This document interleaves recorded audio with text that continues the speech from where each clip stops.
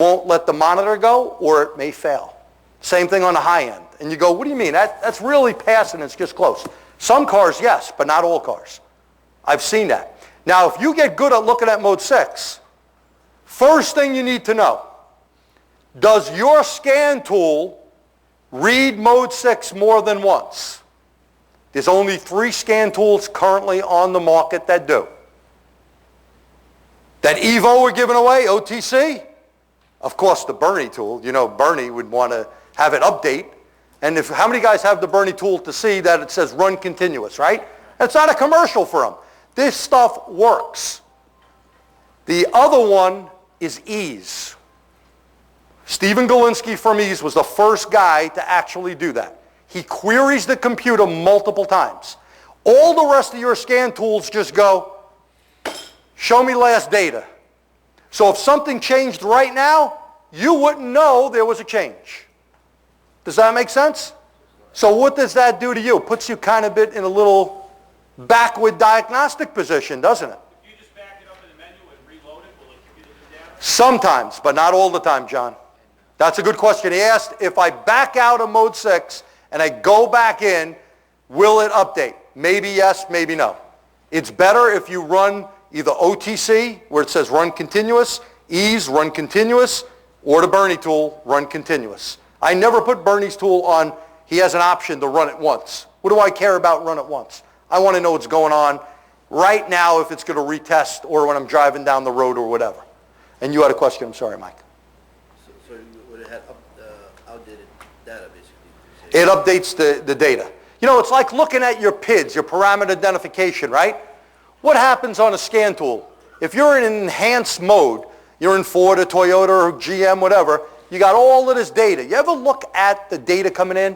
If you're on a computer screen, even if it's an OEM tool, you kind of see the screen flash and some of the stuff like light up as it's going down. It's going in an order. It's doing an update rate because it's requesting that. You know they don't look at all the time on most tools, including factory. Are they going to look at a switch like brake switch opened or closed constantly? It's not all that important, is it? They don't need to constantly query it. They may do it every 4th time they go through the list. Okay? They may do it every time, but they may not. It's the point I want to get across. So you need something that's going to query every time. Very, very important. Everyone okay with this mode 6 stuff? Oh, I got a couple of questions. The BO's coming out. Yes. And I'll get to you in a second. If I'm looking at figures like that, I would condemn that cat. You know, I mean, in terms of those numbers are just too close to the min and max. Okay. He said if he looked at this, and this is his opinion, he would condemn this cat. They're too close to the min and max. How many guys agree with him? Okay. Now, it may not be the cat. There's where I'm going to look and do the run right or the BG, right? I'm going to run it through, and I'm going to look for improvement. Now, some manufacturers, Joe, this would actually be not a problem. They may let it go through or pass. But how many of you guys are having even difficulty running monitors on cars? Are you looking at mode 6? Okay? There's no hocus pocus tools out there. There's a lot of BS with some tools that say they help monitors run. Ain't happening. The car runs the monitors. Now, here's what I'm going to tell you. VAGCOM, you go to Rostech, how many guys are using his wiki on that Rostech site? I want you to go visit that site, and it has all this information with the blocks, all free, by the way. If you buy one of his pro kits, okay, you get a year of even phone tech support. It is excellent. So again, go to the Rostech website. It's absolutely free. You don't have to buy their tool. And a lot of what Mike is telling you, absolutely true. And maybe you want to speak, there's a guy to network with. Okay, let's move along. There's just more information there. Here's an exploder.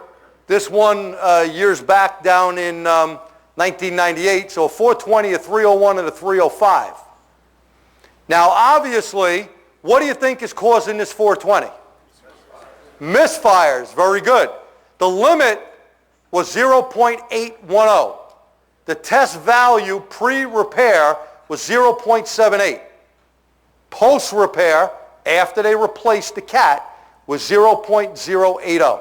Now, I ask you, if this was your mother's car, would have you sold this guy a catalytic converter? And by the way, we happened to be in this shop, and the guy who did this car didn't want to be bothered. He fixed the two-cylinder problems with the misfire, okay, and he sold the guy a cat. I'm asking you a question. Would you have sold this guy a cat? 0.010, okay, and he tested 0.780. What should have he done? If this is your car or your mom's car, you're on a tight budget. Fix the misfire and retest it. Fix the misfire, do a cleaning, retest it, right? Okay, but some people are not going to do that. They're going to throw a cat in for everything. Okay, this cop car came in with a 3.8 in it, 40,000 miles on it. After 9/11, you know, a lot of the cop cars, they run like there's no tomorrow at idle. In fact, GM had to do some new mapping programs for these cars. Because way too much idling, what happens? They tend to load up. So a 420 comes up, cat's bad. Here's the Bernie tool you're talking about, Norman. This is the test that he's doing the front O2 versus the rear. You see the red? That's the rear. Now, do you need the Bernie tool to do this? Answer is absolutely not. Do you have a graphing scan tool? I'll graph these two things. I can't tell you what the percentage is. I don't have a nice fancy-ass red box, right? But what I do have is the knowledge that the front O2 should go up and down, and the back should not mimic it going up and down. It should be steady. It could be low steady, it could be mid steady, it could be high steady, but it better be steady, right? We don't want to see fluctuations in that rear. Now, if you do this, brum, brum, brum, of course you're going to see fluctuations. Does that make sense? We're talking at a steady pace. Bernie gives you a whole bunch of things right here. I have that cut off. Gives you a whole bunch of things how you race the car up. You're going to see some examples that even though Bernie puts certain things in there, I've had certain cars that maybe fail only at low RPM. Maybe fail only at high RPM. So you got to test all different ways. Okay, so Mode 6 agreed with this. This cat was a problem. Here on the Bernie tool, what does it say? Catalyst efficiency, 1.46. 1 was the max, right? This thing was toast. It was bad. Now, I didn't color that red. Bernie's tool and also Auto Ingenuity, they color it. How many got an Auto Ingenuity? It's a good tool, right? Colors the stuff, does very good on Mode 6 as well. Colors it up. Now, on this particular car, we looked at long-term fuel trim. Long-term is very important. This is why even generic, shouldn't we look at long-term and short-term fuel trim? I call it the predictor. It's basically telling you what's going on, right? So when we got a plus 17 fuel trim, okay, the first thing I want to do is I want to race this car up to 2,500 RPMs and look at short term and see if these numbers start dropping. If the numbers start moving, what's that going to tell you is the problem on a car? Got to be some sort of vacuum leak, right? Because if the fuel trim numbers are high at idle and we come off idle and it changes, hello, right? It's an idle issue. Once we're off idle, vacuum doesn't matter as far as the vacuum. So here we noticed we did that. Some of the problems on these cars. Now, first of all, I think this morning we talked about PCVs. Now, I got a good question for you. This is one I always like throwing in a class.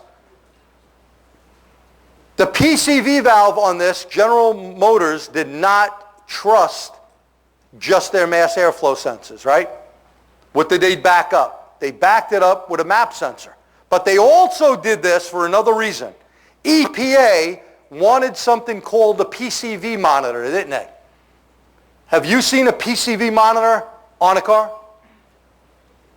It's usually in CCM, Comprehensive Component Monitor. Okay, it's not its own monitor.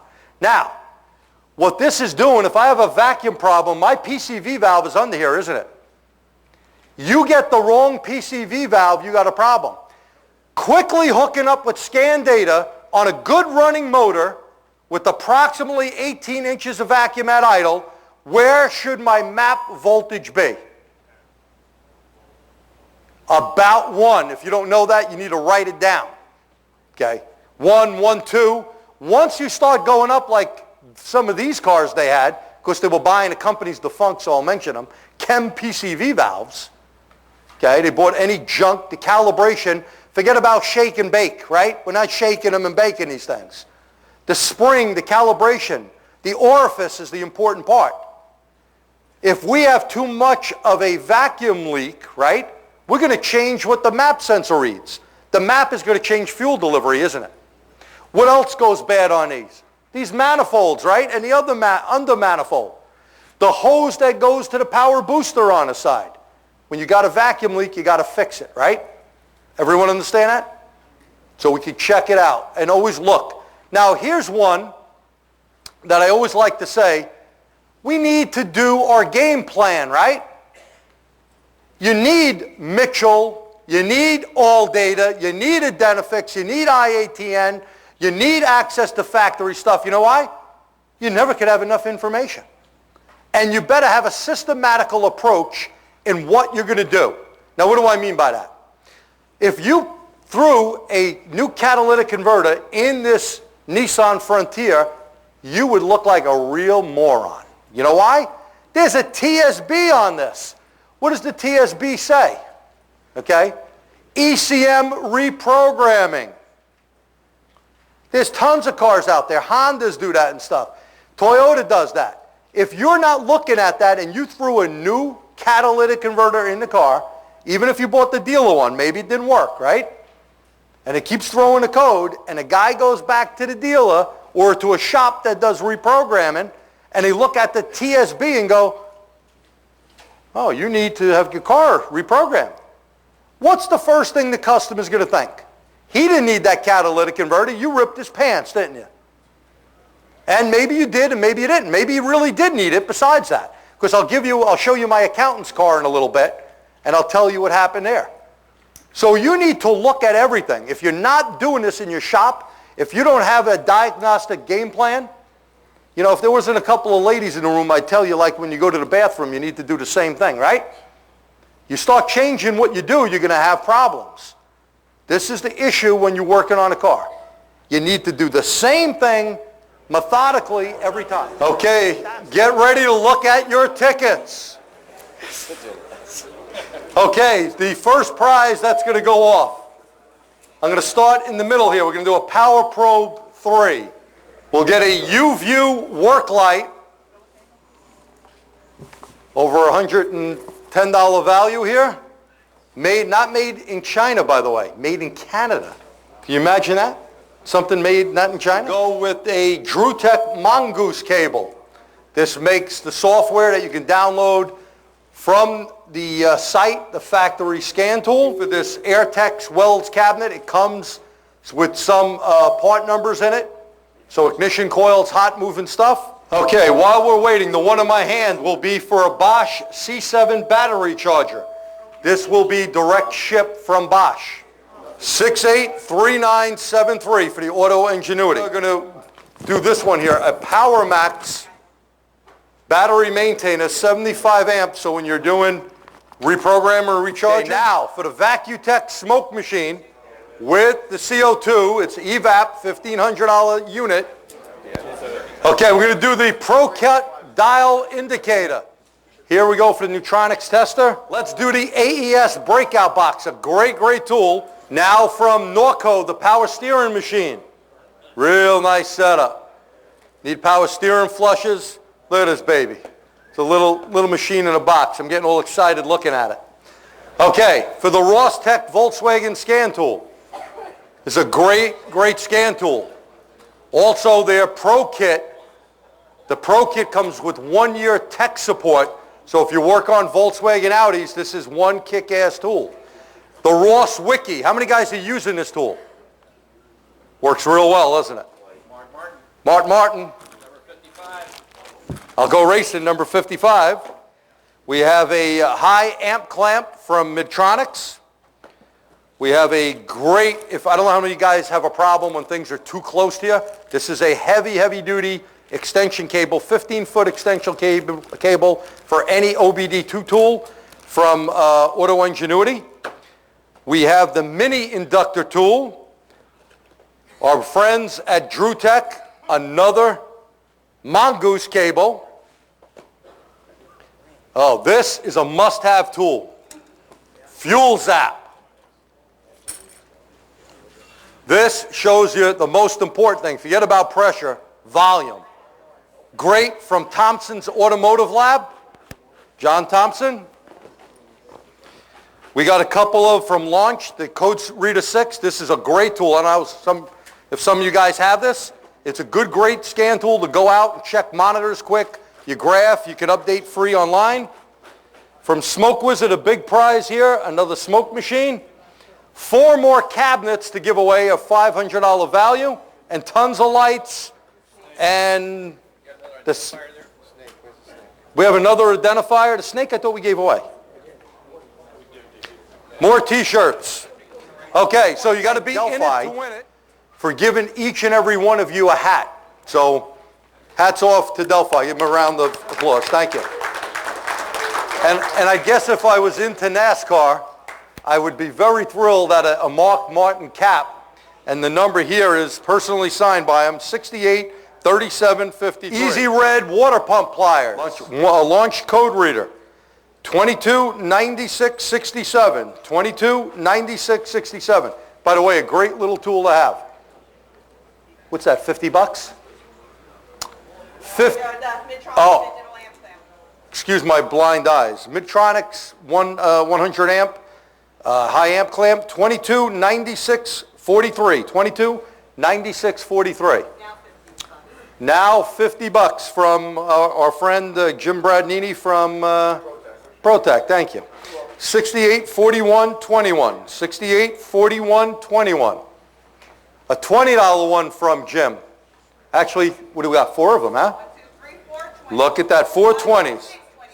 620s. I'm going to get tired of reading. 229512. 229512.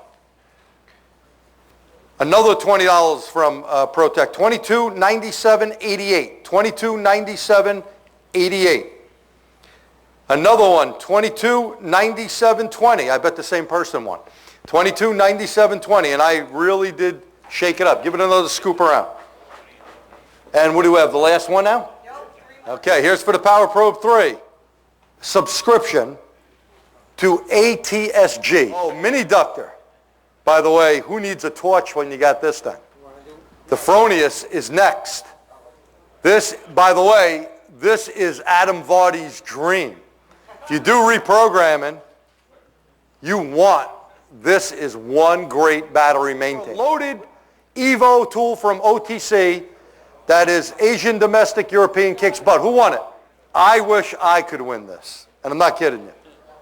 This tool is not only good on Asian domestic European, you could program with it, and you all know that sometimes there's software available somehow that's factory.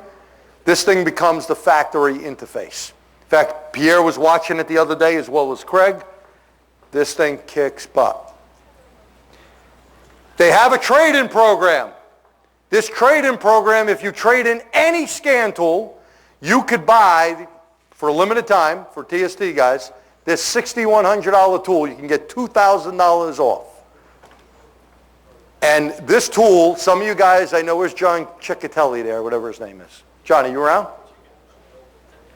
When I told you about the Common Scan, right? Does it kick ass? This is another kick-ass tool. Unfortunately, you can't buy Common Scan anymore. You will not be disappointed owning this tool. Alex, you use this all the time, right? Does it work good on what? Everything, including domestic. Including domestic. These guys have done a great job. So here it is. Who has something starting with a 2? Please. Please. Another 2. I got it. Keep going. Another 9. How about a 9? Oh, I'm feeling lucky. Where am I feeling the pull? 4. Oh, look at this. It may be Paul. He's in the running. This is like at Yonkers Raceway. It's nose to nose. Another 9. So far, let me review. 22. Yeah, I got to make it fun. I can't win this. 22. 949. How many people are in that? Mr. Sordus may win. Who's that in the back? Can't see who that is in the back. A couple of people. Oh, my Irish friends. A little St. Patrick's celebration. You got a little Irish luck going on? What do you think the last number is? 4. 4. Here's the last number. 22. 9494. That is the winning ticket. All right, Terrence.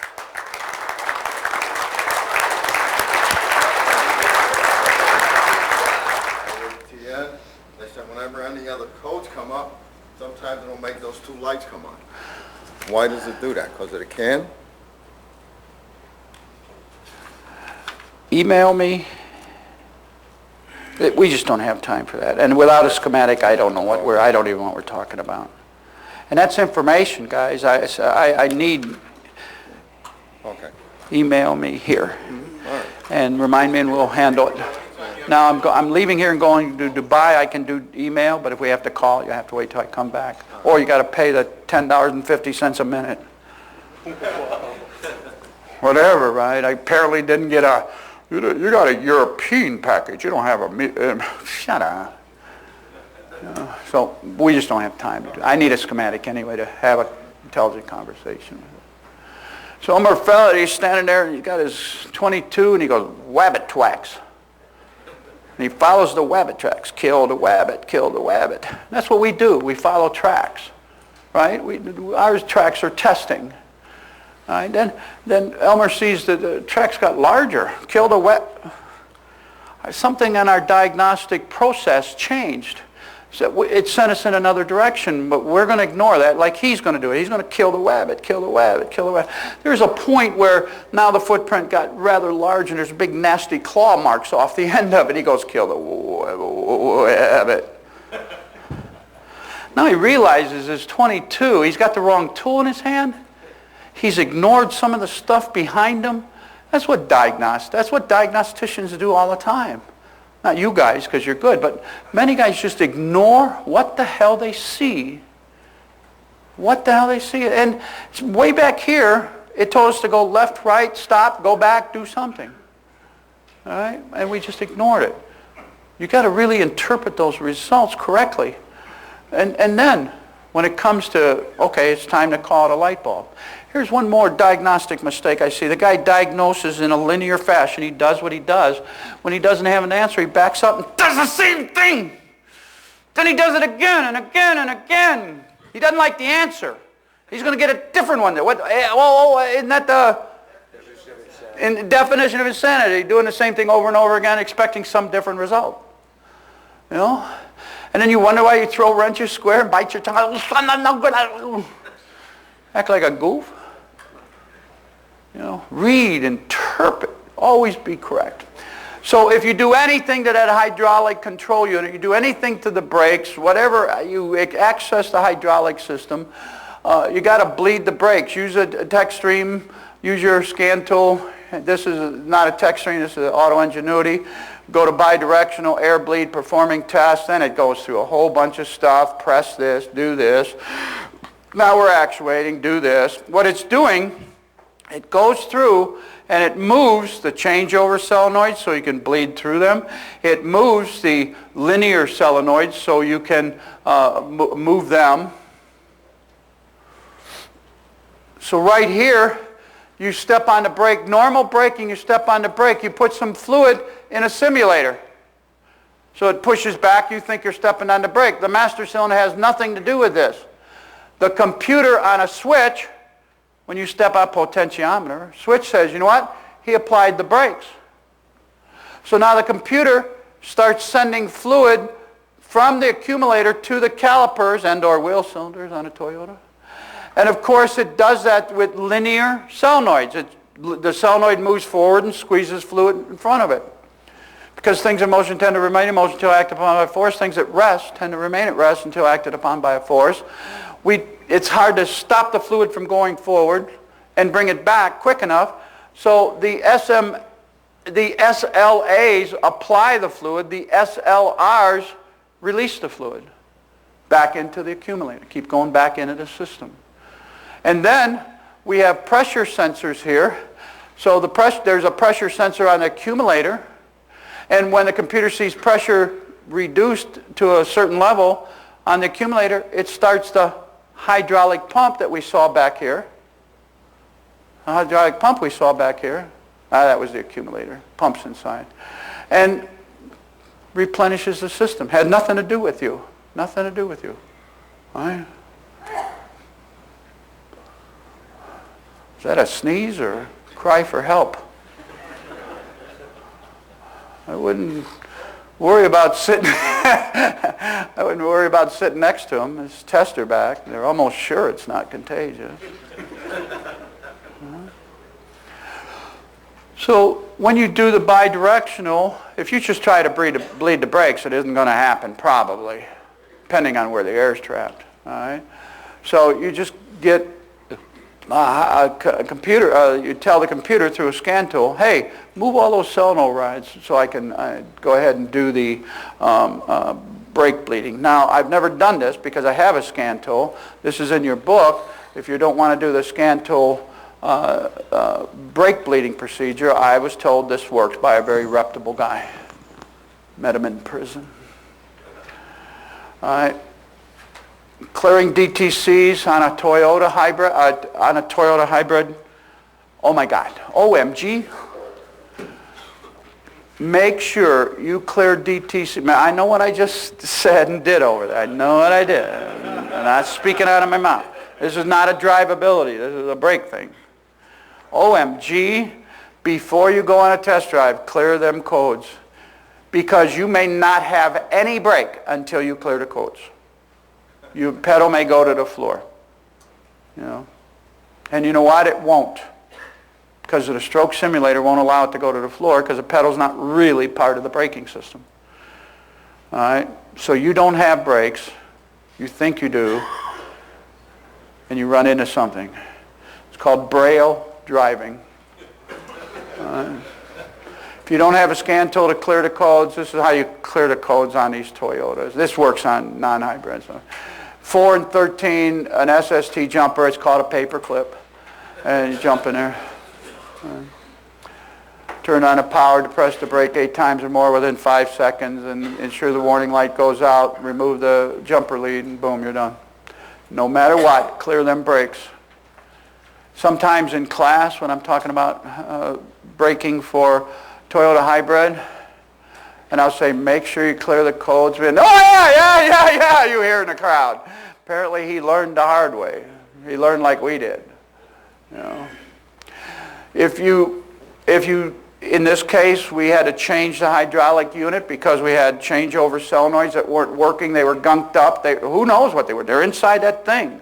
They had power and ground. We're changing them. Not taking time to go in there and look. So now we have to go into bidirectional test mode 8 and, of course, calibrate the linear solenoids, follow the procedure on your scan tool. Questions on that? Questions? So what we had was we had to repair that wire going from the power control cell computer over to the hybrid computer. That's STSW / the other end of the wire is called ST2. Any questions on that, how we found it? And then, of course, we were able to pull codes. We replaced the shift unit. Questions on that? And, of course, replaced the hydraulic control unit because of the brake codes. Questions? And number 1 was this we charged this for. So if you don't number Twitter 2, we and charged this Facebook for. or whatever, maybe after this you'll think about it.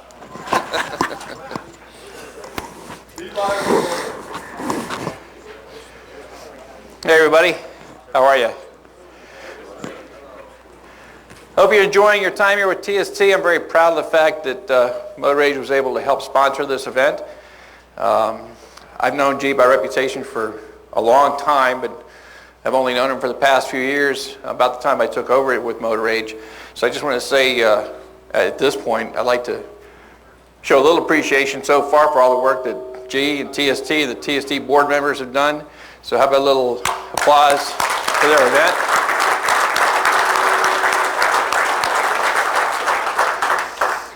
I spent most of my working career as a tech. I've got 35 years under the hood before I had the opportunity to join Motor Age.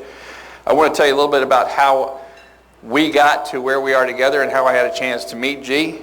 Let me start off by sharing with you that I attended college right after high school. I started working in a shop when I was 15. That was back in the days when you had a full-service gas station. And that was where the local guys got their cars fixed. You know, usually 2 bays maybe, and you know, full-service pumps. And I did my first oil change professionally when I was 15, and I kind of enjoyed that. But at the time, I was like moving on to school, and I got started with school. And after about a year of college, I found out that wasn't quite the fit for me. The motorcycle I was riding, though, was. So I went to my folks and said, you know, college is not for me. I really want to be a mechanic, and at that time, wanted to be a motorcycle mechanic. And I went to school at the only one available at the time. It was called AMI, and it was located in Daytona Beach, Florida, right outside Turn 3 of the Speedway. That was kind of a pretty cool place to go to school. I was there at a very fortunate time. It was a 4-month course. I was there for the Daytona Bike Week, of course, the 500, and spring break. And I was single. Yeah, it was a rough life. Yeah, I lived about 2 blocks off the beach, so pretty cool time there. I came back after the 4-month class and went to work for a local dealer. And that's about the time when the technology on bikes was kind of ahead of cars. We were already dealing with fuel injection and computerized systems. Speed was everything. There were bikes fresh out of the box that would do 130, 140 miles an hour. That's when, before the official crotch rockets came to be, we were still building the cafe bikes then. So I got to do a lot of work, performance tuning, and inside the guts of an engine, a whole lot more so than I guess most shops were doing, you know, at the time, as per customer, if you will, per vehicle count. So I got a chance to get inside. Only problem with motorcycles in Virginia, and probably up here too, when the weather turns cold, most of them disappear. So the business was very seasonal. We spent a lot of winter times playing with remote control cars in the showroom and riding the ATVs in the snow. So I made the move over to cars. And this was back in the days when there were points ignition systems, carbureted engines, and right about the time that the electronics first came out. You guys remember that? You know, the first black boxes, first electronic ignitions. There were a lot of guys that looked under the hood then and went, wow, what am I going to do with that? Now look where we are. Can you imagine now taking a GDI car back into history and planting that in front of some folks' bays? That would really kind of blow their mind. I worked for Firestone for a while. That was the days when Firestone came out with their version of the flat rate system. Before then, we all worked commission. Of course, now flat rate's very common. That's a whole other topic we won't spend the time discussing. But that's about the time I get involved with the cars. I also remember having a trainer back then. And back then, the trainer told us that in 5 years, you would need an electronics degree to work on cars. Well, that was mid-'80s. And again, now look where we are. And I don't necessarily agree with the fact that you're going to need a college degree. I mean, I have a high school diploma. I still think I fix cars pretty well. I think most of you guys do too. But I think it does point out something very important. The need for training is ongoing and continuous. And you guys know that. You're in an event like this one.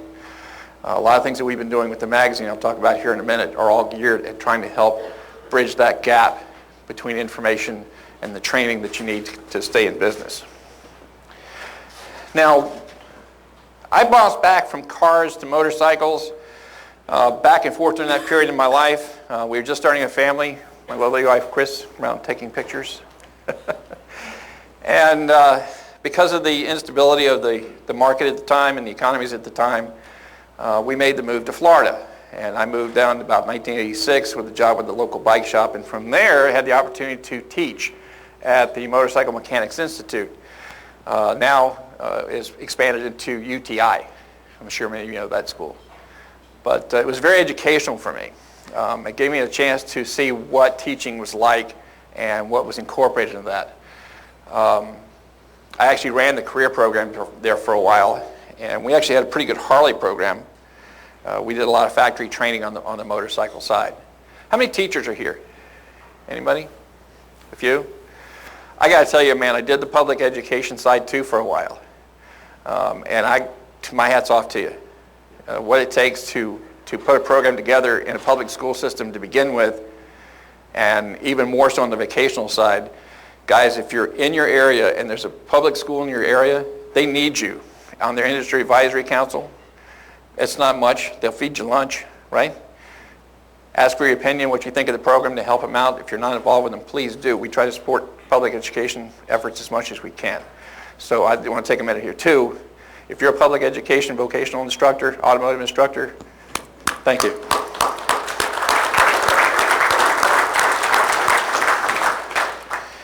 Now the only problem with teaching, the pay wasn't that real good.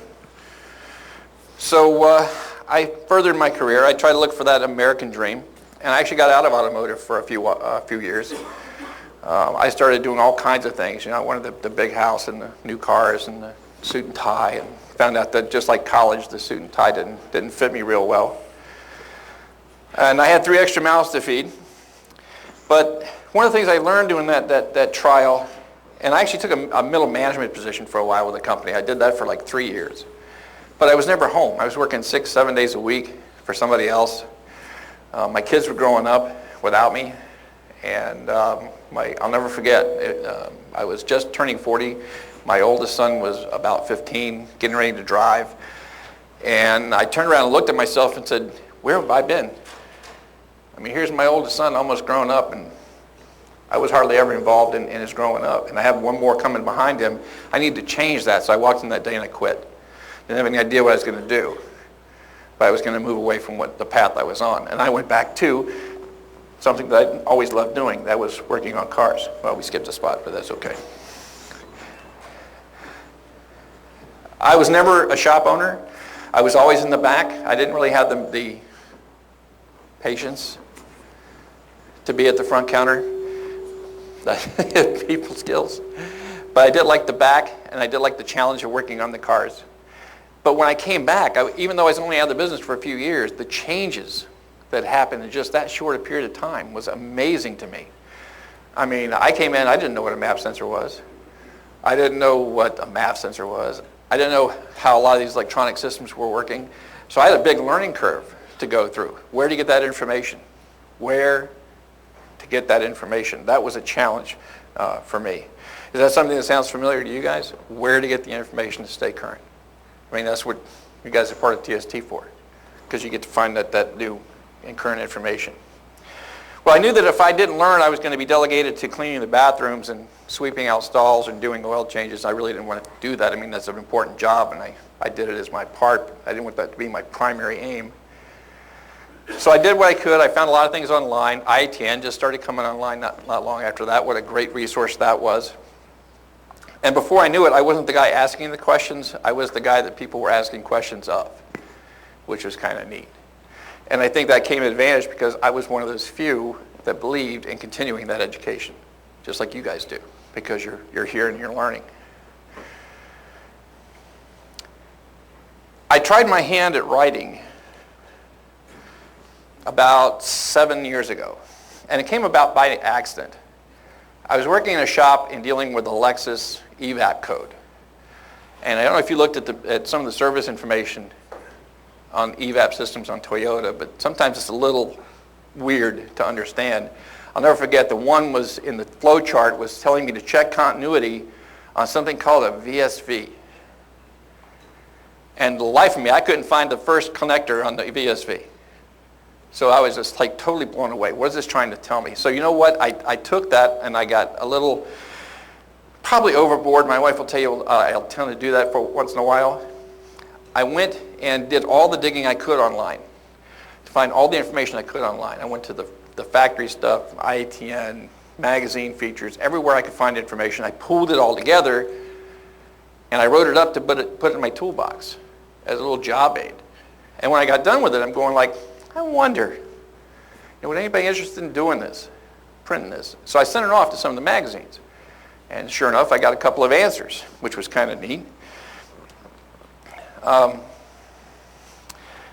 Motor Age told me at the time that they didn't have any place for their editorial calendar to fit it in. And now that I'm part of the magazine, I understand that we plan stuff off like a year and ahead of time of what we're going to do.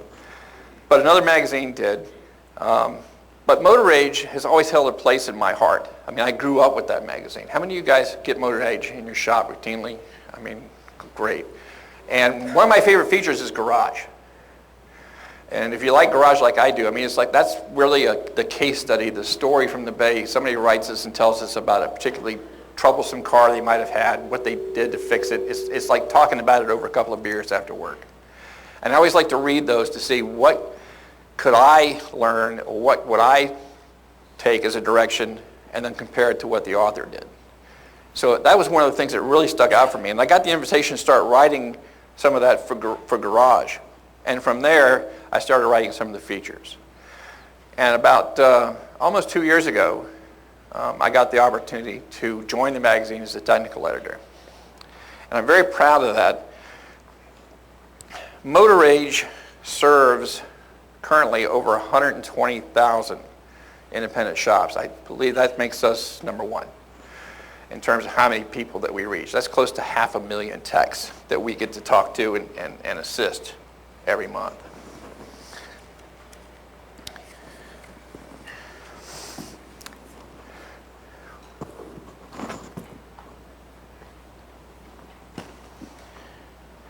We've been around the longest, since 1899. This is not, I have a picture of the 1899 cover, not quite as good. I like this one though. A lot of us can relate to that. Working late in the shop. And then of course our newest issue up on the top right. When I started writing the features for the magazine and becoming involved in the technical aspect, at first it was fun. But then I had a realization. 500,000 people, 500,000 are reading what we write, depending on what we send them being as accurate and up to date as we can make it. Well, it says something on our cover that I really take to heart, advancing the automotive service professional. That's really what we're all about. That's really what we're trying to do with the publication. We take that tagline to heart. When I was at work in a shop with other techs, we had 50, 60 guys working in our shop. We ran 24 hours a day, 6 days a week. And I just want to run the math here for you. 50, 60 guys working in the shop. We had a company come in to us and said, hey, we do training in the area. We need a place to hold it. And you've got a good facility, so if you let us come to your facility and hold the training, then we'll let all your techs come for free. What a deal. And the training was only like 5 feet from the time clock in our shop.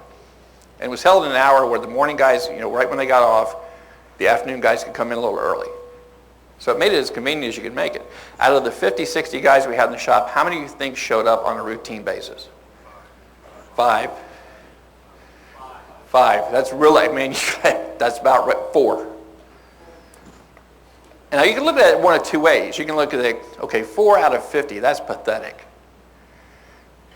Or you can look at it on the other side of that. That's almost 10% that want the information, that want to be better at what they do. Now let's expand that number a little bit. In the United States, most of the numbers that I see tell me that there are 750,000 technicians in this business. So using that 10% figure, there's 75,000 that do want to be better techs, that want the information.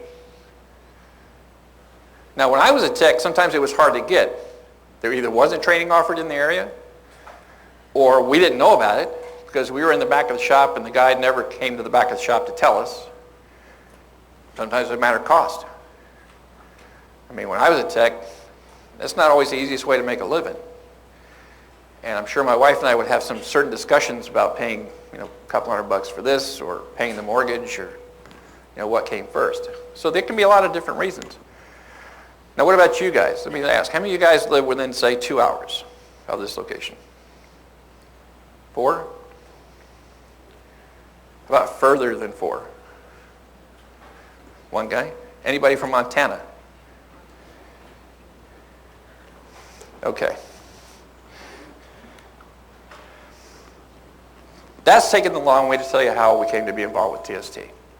Because there are guys in Montana and Colorado, even where I'm at in Florida, that can't get to, can't afford, can't take the time away, whatever, but want the information. And back in last February, we partnered to do our first live webcast with TST. How many of you guys saw the one on voltage drop last February? We are able to offer these at no charge to those who want to come because we have sponsors that take care of the costs. Our first webcast had 800 people register. 800 people came. I think we had a total live attendance, Jay, of what, about 500 or 600 on that first one back in February a year ago. So we had a great response to the live one. But not only is the power of the live event critical, so is the power of the ones that are recorded and then archived that all of you can go to right now. So far, Jay and I have partnered to do 5. I think we have 3 more this year to do. Just in our webcasts. The voltage drop webcast by itself had about 500 or 600 active viewers. Since that time, 15,000 people have watched it on the internet. All total, viewership for just our webcasts has exceeded 30,000. That's a real proud goal. Again, thanks to the guys at TST for helping us make that happen.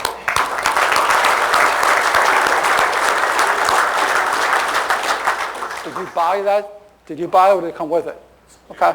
Anybody who had the MT2400 already, because it didn't come out for a couple years after 2400 came out. And then what happened was they came out with this KV adapter for it, right? That was going to show secondary patterns. So all the Snap-on people went out and told their guys, "Oh man, you want to see secondary? Well, you go another $1,000, give me another $1,000." And boy, you hang this right on the back, you're going to see secondary. Well, see the picture right there? All right. First of all, that's me causing a problem, so you're going to get 2 straight lines. Now, I don't want to get crude about this, but a lot of the Snap-on dealers didn't like that the thing was so big, because what the techs wanted to do with that thing after 1 week and give it back to the Snap-on guy in a different cavity, right? Because it didn't show, it said anything. I paid $1,000. I'm not seeing any secondary. They want to take the thing and jam it the guy's butt. $1,000, man, and stuff, right? So if you ever saw one, there happens to be a decent manual that describes it. And why do you think I said it's a decent manual? Because I wrote it. Because the bottom line, Snap-on can't make, we need help. I said, what do you need help for? They said, if we have to buy back all these modules, we're in trouble. I said, you know what it does, right? We can't describe it. So what it is, and listen, I'm telling this for a reason, because you can find these things out there. So when I'm talking about, you don't need a $50,000, $60,000, $70,000 scope. You need an understanding of this circuit, all right, and something to tell you. Now listen very carefully. A KV Pro that went on the back of that MT2400, what it did is, it showed you a representation of the firing KV. It showed you a representation of the burn time. It showed you a representation of the spark KV. And nobody used the spark KV one because they didn't know enough about it anyway. Okay, so here's what I'm doing right now. Remember I talked about, I said this rope, right? Okay, that's a 6-cylinder vehicle. I'm on a coil wire, and I unplugged 1 wire. Don't just let, now let's look at it and see what I just said. What I said was very hard to fire, right? What happened to firing KV when I did that? It went through the roof, right? What happened to burn time, right? So look at that. So what it's showing you right there is 5 of the 6. You know, they're somewhat close. You got the little variation there and stuff like that, but they're somewhat close, right? But look at this one. This one here is going to 22.6, and you can see that's 0, that's 30. So you know that's going to be under 15 right there, right? And this went to 22.6 right there, but at the same time, look at this, 0.85. So now you don't have to listen to me anymore. There it is right there. So I caused the problem to show how that unit can actually work. Everybody with me so far? Okay, now when people say, well, wait a minute though, how do you know what cylinder it is? Remember me talking about the funnel? I don't care, I'll be honest, I don't care what cylinder it is right now. I know I'm going to stay in this funnel now, don't I? It's an ignition problem. That's the main thing. I didn't have a hobby, I had a business. I want to find out what funnel the problem is. As soon as I see this, I know that I got a problem in the ignition. Now what I can do, I can take another lead that had this IIwt and I can trigger off of cylinder number 1. Now if I happen to know what the firing order is, I'll be able to tell very simple, right? But that's not it. I don't care. I know it's an ignition problem. That's all I care about right now. Okay? Now wait a minute. Let me go here. And that's the gap of the plug and everything, right? But imagine, I'm going to show you now the spark KV. The spark KV is going to do the same thing with a line. Watch what happens there. Go. What do you do? Go. Can we go back to that? What that would look like if you unplug the injector. Does what? Say it again. I was wondering what that would look like if you unplug the fuel injector. Well, it's almost the same thing because it's going to, no matter anything's going to make that. That's a good point, and it won't go as bad. I'm causing a major problem. I'm going to show you waveforms of both. But yeah, almost the same is going to happen. So, and it's kind of neat. You said, how much did I pay you to say that? It's like, it's kind of weird what he's saying because you know what I would know? I would know I got a problem on that engine, right? That's all I know. But when you follow me through, by the time I show you the actual waveform, not only would you know now that problem, but now you would know that it's internal and external combustion chamber, whether it's an injector cloud or something like that. That's where the power of seeing the actual waveform. This is a representation of it. But you know what? This thing is fast and easy. Literally a pickup on a coil wire. That's it. But if I want to get more detail and find out what it is, my key thing I'm trying to get in your head right now is general test. Once I know I'm in that funnel, I'm staying in that funnel. All right?